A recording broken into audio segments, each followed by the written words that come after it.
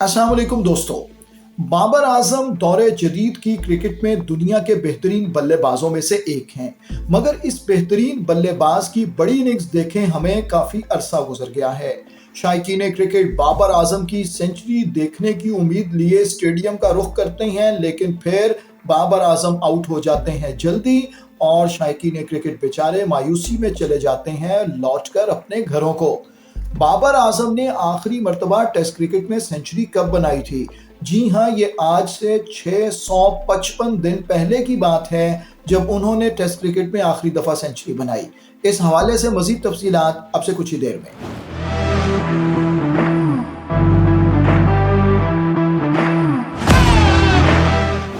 बाबर आजम ने test cricket में आखिरी मर्तबा सेंचुरी 26 दिसंबर 2022 को बनाई थी और इस बात को आज 655 दिन गुजर चुके हैं। 655 दिनों में बाबर आजम टेस्ट क्रिकेट में एक भी सेंचुरी नहीं बना पाए हैं। बाबर आजम की मजबूरी तौर पर टेस्ट क्रिकेट में सेंचुरियों की तादाद 9 है। बाबर आजम ने टेस्ट मैचेस में अपनी सबसे पहली सेंचुरी नवंबर 2018 में बनाई थी। दुबई इंटरनेशनल स्टेडियम में पाकिस्तान का मुकाबला था न्यूजीलैंड की टीम से। बाबर आजम ने इस इनिंग्स में 127 रन बनाए और नॉट आउट रहे।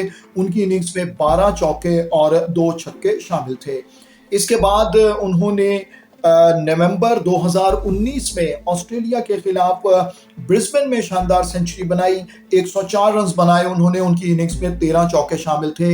ये अब तक की बाबर आजम की एशिया से बाहर टेस्ट क्रिकेट की वाहिद सेंचुरी है। टेस्ट क्रिकेट की उनकी तीसरी सेंचुरी दिसंबर 2019 में थी, यानी नवंबर में ऑस्ट्रेलिया में सेंचुरी बनाई और वापस पाकिस्तान आते ही दिसंबर में पिंडी क्रिकेट स्टेडियम रावलपिंडी में उन्होंने श्रीलंका के खिलाफ 102 रन बनाए और नॉट आउट रहे और इस इनिंग्स में उन्होंने 14 चौके लगाए थे।